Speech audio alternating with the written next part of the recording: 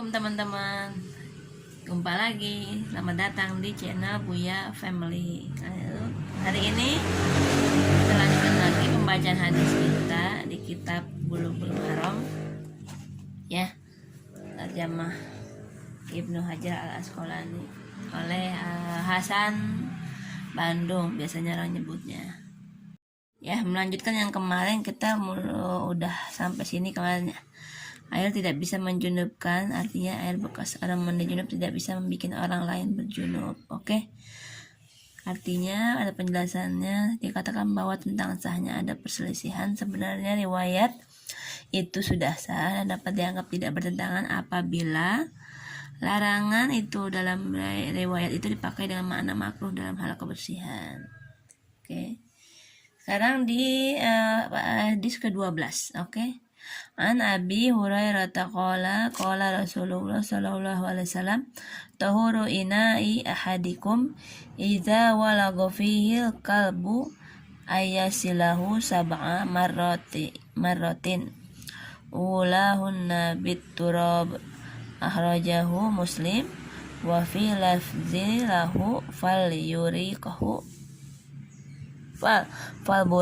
falburikhu Walid Tirmizi uhrahunna au ulahunna.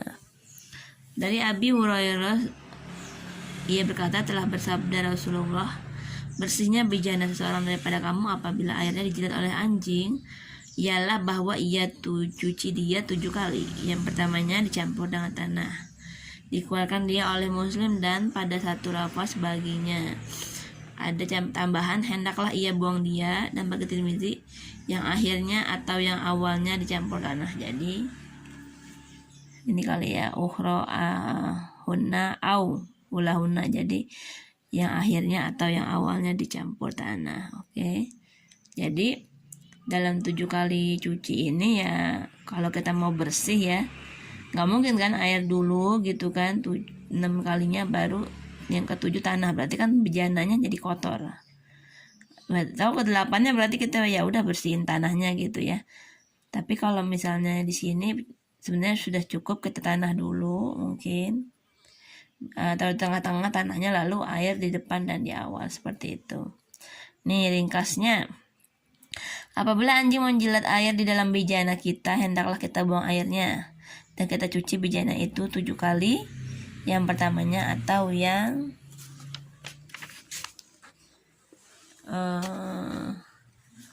akhirnya dicampur tanah, tetapi riwayat campur tanah di kali yang pertama lebih kuat tuh. Kemudian yang kedua, dalam hadis sebut walago, artinya menjilat, yakni minum dengan menjilat seperti kucing, anjing, harimau, serigala, dan yang sebangsanya. Tidak dipakai walago jika tidak di air atau barang cair. Dari itu tidak ada kewajiban mencuci barang-barang kering yang dijilat oleh anjing, karena jilat di barang yang kering di dalam bahasa Arab disebut lahasa, bukan walago. Kalau anjing menjilat barang-barang pekat dan makanan, maka hendaklah kita buang bekas jilatan itu.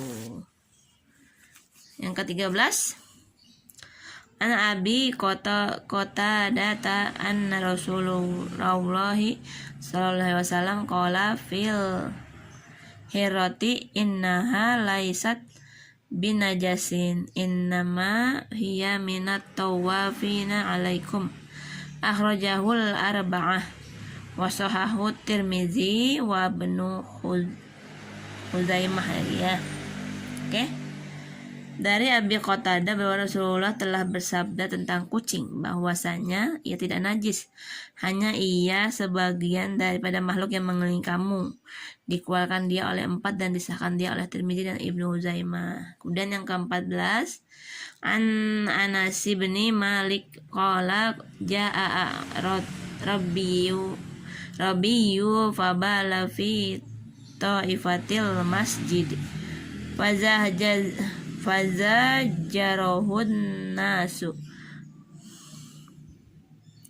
fanahahumun nabiyyu sallallahu alaihi wasallam falamma qada baulahu amaran nabiyyu sallallahu alaihi wasallam bizanubim min ma'in fa uhriqa alaihi muttafaqun alaih, ya. Dari Anas bin Malik, ia berkata, telah datang seorang Arab gunung lalu kencing di satu penjuru masjid. Maka orang ramai menaking dia. Tapi Nabi Muhammad SAW larang mereka. Maka tatkala selesai ia kencing, Nabi SAW suruh orang ambil air lantas curahkan atas kencing itu, muttafaqun alaih. Kemudian yang ke-15, Ani bin Umar qala Rasulullah sallallahu alaihi wasallam uhillat lana maitatani wa damani fa ammal maitatani fal jaradu wal hutu wa ammad damani fasihalu wal kalbidu. Akhrajahu Ahmadu wa Ibnu Majah wa fihi dha'fu. Dari artinya di sini ya, pindah halaman. Dari Ibnu Umar, ia berkata, telah bersabda Rasulullah SAW, telah dihalalkan untuk kita 2 bangkai dan 2 darah. Adapun 2 bangkai itu ialah belalang dan ikan, dan adapun 2 darah itu ialah hati dan jantung. Dikeluarkan dia oleh Ahmad dan Ibnu Majah, dan padanya ada kelemahan. Ada kelemahan malah ya. Yuk kita baca keterangannya. Hadis ke-15 ini ada kelemahan dalam sanadnya, lantaran itu tidak boleh dipakai buat jadi alasan. Oke. Di antara ikan-ikan ada yang mempunyai darah mengalir kalau dilukai atau sembelih, dan ada yang tidak. 2 macam ikan itu halal bangkainya dengan alasan hadis pertama tadi, yang pertama kemarin di video bab air pertama ya, bahwa laut itu adalah pembersih dan bangkainya atau ikannya adalah halal. Nah, ini yang pertama kemarin ya. Laut itu ada pembersih, bangkainya halal. Oke. Kemudian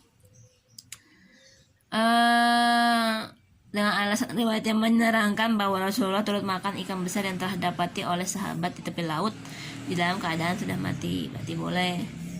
3. Benda-benda makanan yang diharamkan kepada kita menurut Quran, surat Al-Maidah ayat 3, boleh dicek Al-Baqarah 173, An-Nahl 115, dan Al-An'am 145. Hanya 4 bangkai darah babi dan sesuatu yang disembelih bukan karena Allah. Selain dari itu semuanya halal dimakan ya. Semua binatang-binatang selain babi dan yang disembelih bukan karena Allah halal dimakan. 4. Di antara binatang yang berdarah mengalir dan ada yang tidak, seperti belalang, kodok, dan yang seumpamanya. Kita sudah tahu bahwa binatang yang berdarah mengalir itu perlu disembelih. Adapun binatang yang tidak berdarah mengalir tidak terdapat keterangan wajib disembelih atau pernah disembelih oleh Nabi Muhammad SAW, sahabatnya atau yang lainnya. Apabila bangkai ikan yang sebagiannya ada yang mempunyai darah yang mengalir, dibolehkan memakannya dengan tidak disembelih, maka lebih utama lain-lain binatang yang tidak berdarah mengalir. Selain dari kita sama-sama maklum bahwa Rasulullah SAW ada memakan daging yang dibakar atau dimasak, demikian juga buah-buah. Kita maklum pula bahwa umumnya daging-daging dan buah-buah ada yang mengandung kutu-kutu, hama-hama, atau binatang kecil yang tidak bisa dilihat melainkan dengan teropong pembesar. Dan di antara hama itu tentu ada yang telah mati lantaran kena cahaya matahari, api, atau air panas. Ini berarti Rasulullah SAW ada memakan bangkai dan memakan binatang dengan tidak disembelih. Dari itu semua tidak ada alasan buat melarang kita memakan bangkai binatang yang tidak mempunyai darah mengalir. Bisa jadi ada orang berkata bahwa Rasulullah SAW makan hama-hama itu lantaran tidak terlihat dan tidak tahu. Kita jawab bahwa sangat bisa jadi Rasulullah SAW tahu yang demikian dengan wahyu dari Allah yang menjadikannya, dan tidak ragu-ragu bahwa Allah tahu adanya hama-hama di dalam benda-benda yang dimakan oleh Rasulullah SAW, tapi ia tidak haramkannya. Iya, di sini maksudnya Allah ya. Nabi Muhammad, tapi Allah atau dimakan oleh Rasulullah, tapi ia tidak haramkannya. Dari sekalian itu bisa kita ambil keputusan bahwa bangkai yang diharamkan ialah bangkai binatang yang mempunyai darah mengalir. Oke, panjang juga keterangannya ya. Sekarang ke-16 dari Abi Hurairah. Ana Abi Hurairah taqala qala Rasulullah sallallahu alaihi wasallam idza waqa'a zubabu fi syarabi ahadikum falyakmishu summal yanzi'hu fa inna fi ahadi janahaihi da'an wa fil akhiri shifaan. Akhrajahul Bukhari apa nih? Wa Abu Dawud wa zada wa innahu yattaqi bi janahihi allazi fihi da'u ya. Artinya dari Abi Hurairah berkata telah bersabda Rasulullah SAW, apabila termasuk lalat di dalam minuman seseorang daripada kamu, maka hendaklah ia selamkan dia, kemudian ia buang dia, karena di salah satu sayapnya ada penyakit dan di lainnya ada penawar. Dikeluarkan dia oleh Bukhari dan Abu Dawud, dan ia tambah, dan sesungguhnya ia menjaga diri dengan sayapnya yang ada penyakit. Oke, sini cukup jelas ya, seperti yang sering dikeluarkan oleh hadis, bukan hadis ya, dikeluarkan atau dibacakan oleh teman-teman yang ngerti atau pernah membaca hadis ini. Mungkin tidak seperti ini kita bacaan Abi Hurairah, tapi kebanyakan orang juga udah tahu bahwa kalau ada lalat masuk makanan, minuman, disuruh tenggelamkan dia, kemudian baru dibuang karena ada penyakit dan ada juga penawarnya. Nah, di sini ada dibilang keterangannya nih, panjang juga.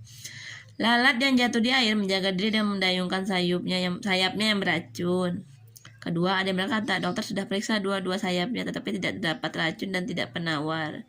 Kemudian kita jawab, paling tajam teropong pembesar yang ada sekarang ialah 1:1.000.000. Yakni dengan teropong hama suatu benda bisa dibesarkan penglihatan bulat 1.000.000 kali. Dan tidak mustahil akan ada nanti teropong tajamnya beberapa kali sudah ada. Dan tidak mustahil manusia akan dapat lain-lain alat yang bisa membuktikan kebenaran hadis tersebut. Dahulu kita dapat memikirkan mengapa bekas jeratan anjing di air itu diperintah kita mencucinya 7 kali, yang salah satunya dengan air tanah, tetapi sekarang orang sudah tahu adanya hama di liur anjing itu ya. Kita tidak boleh bersombong dengan alat perabot yang ada di masa kini. Kita perlu ingat bahwa di beberapa puluh tahun yang lalu sebagian daripadanya belum ada ya. Pada zaman Nabi berarti udah 1400 lebih ya, atau mungkin udah 1500 lah anggap, karena kan sebelum penanggalan mungkin, atau belum kenal penanggalan, sekedar hanya membaca alam gitu ya. Ini nih mau malam, mau gelap, mau siang, kemudian musim hujannya dari sekarang sampai besok misalnya, atau gimana ya. Bahwa jadi kita nggak boleh sombong sekarang seolah HP udah paling canggih, nanti siapa tahu di tahun-tahun yang akan juga sama HP-nya ada lagi yang lebih canggih. Tadinya dipencet tombolnya HP-nya, sekarang udah disentuh-sentuh aja ya, touchscreen seperti itu. Nah, hadis terakhir nih untuk bab air, oke. An Abi Waqidil Laisi qala nabiyyu sallallahu alaihi wasallam ma quti'a minal bahimati wa hiya hayyatu fahuwa mayyitun. Akhrajahu Abu Dawud wa Tirmizi wa hasanatu wal lafzulahu gitu. Jadi di sini artinya dari Abi Waqid Al-Laisi, ia berkata telah bersabda Nabi sallallahu alaihi wasallam, suatu yang dipotong dari binatang padahal ia masih hidup, maka ia itu bangkai. Diriwayatkan dia oleh Abu Dawud dan Tirmizi, dan ia hasankan ia, tetapi lafaz itu baginya. Keterangannya, suatu bagian anggota atau daging yang dipisahkan dari seekor binatang yang masih hidup itu dipandang bangkai. Ya iyalah, masa kita mau sih motong tangannya sapi, terus sapinya dibiarin hidup, nah tangannya aja yang dimakan, kan nggak mungkin. Jadi kayak bangkai di sini. Oke, itu hadis terakhir untuk bab air. Sekarang akan masuk ke bab bijana ya. Kita jumpa lagi nanti di minggu depan ya, di video selanjutnya kita ke bab kedua, yaitu bab bijana atau tempat-tempat. Oke, sekian, assalamualaikum warahmatullahi wabarakatuh. Jangan lupa ya untuk like, comment, share, dan subscribe. Penting banget nih supaya kita sama-sama bisa belajar. Oke.